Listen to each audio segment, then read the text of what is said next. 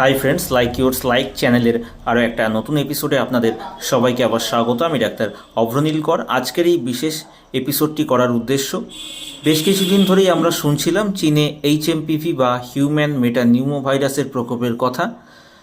সংবাদ মাধ্যম থেকে অনেক খবর আমরা শুনেছি এবং যেটা শুনে আমরা যথেষ্ট আতঙ্কিত হয়ে পড়েছিলাম যে আমাদের দেশে যদি হয় তাহলে কি হবে।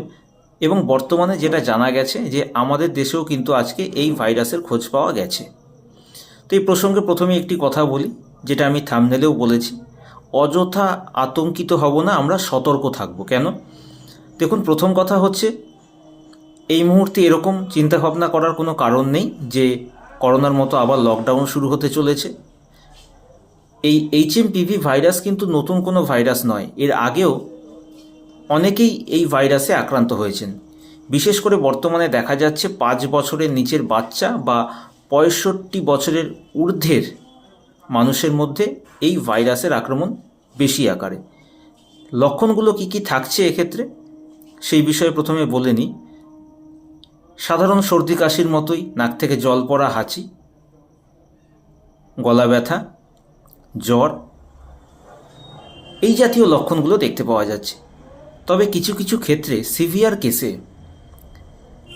শ্বাসকষ্টের সমস্যা, নিউমোনিয়ার সমস্যা, এই জাতীয় লক্ষণ দেখতে পাওয়া যাচ্ছে। তবে এই সমস্যাগুলো কাদের ক্ষেত্রে হতে পারে?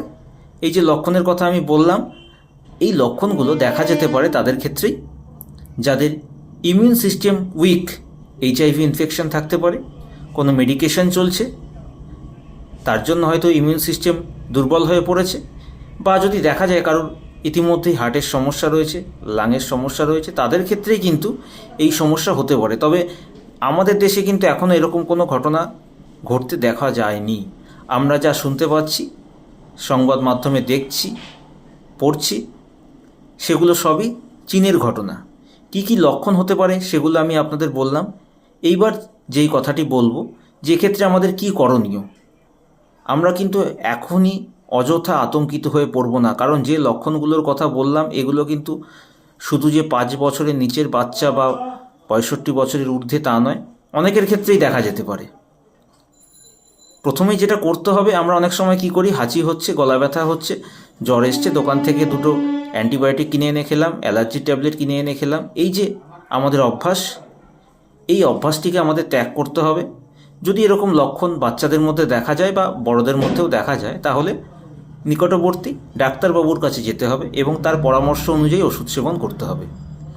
এর সঙ্গে আমরা কি করতে পারি, মাস্ক আমরা চাইলে ব্যবহার করতেই পারি, বা যদি দেখা যায় কারোর সর্দি কাশি হয়েছে, চেষ্টা করুন পাবলিক প্লেসে না যাওয়ার, এবং হাঁচি বা কাশি দেওয়ার সময় অবশ্যই রুমাল ব্যবহার করার চেষ্টা করুন।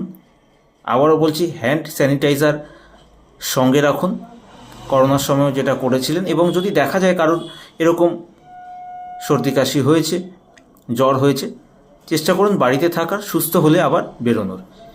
এবং এর সঙ্গে এবার যদি চলে আসি এর হোমিওপ্যাথিক চিকিৎসায়, দেখুন হোমিওপ্যাথিতে আমরা কিন্তু লক্ষণ অনুযায়ী চিকিৎসা করে থাকি। যদি দেখা যায় প্রাথমিক পর্যায়ে এরকম হঠাৎ করেই নাক থেকে জল পড়ছে, হাঁচি হচ্ছে, জ্বর এসছে, অ্যাকোনাইট 6 ওষুধটির কথা আমরা চিন্তা ভাবনা করতেই পারি। এছাড়াও লক্ষণ অনুযায়ী বিভিন্ন ওষুধ আসতে পারে, যেরকম belladonna, arsenic album, allium cepa, bryonia, rhus tox. তো আজকে আমি আপনাদের বললাম এই HMPV ভাইরাস সম্পর্কে বেশ কিছু কথা, কি আমাদের করণীয় সেই বিষয়ে বললাম, এবং এর বেশ কিছু হোমিওপ্যাথিক ওষুধ সম্পর্কেও আলোচনা করলাম। কেমন লাগলো আজকের এপিসোডটি অবশ্যই আমাকে কমেন্ট করে জানাবেন। এই বিষয়ে যদি আপনাদের মনে কোনো প্রশ্ন থেকে থাকে তাহলে আপনারা আমাকে মেসেজ করতে পারেন। আপনাদের সবাইকে বলবো ভিডিওটি বেশি বেশি করে শেয়ার করুন এবং চেষ্টা করুন মানুষের মধ্যে সচেতনতার বার্তা পৌঁছে দিতে। আপনারা সবাই সুস্থ থাকুন, ভালো থাকুন।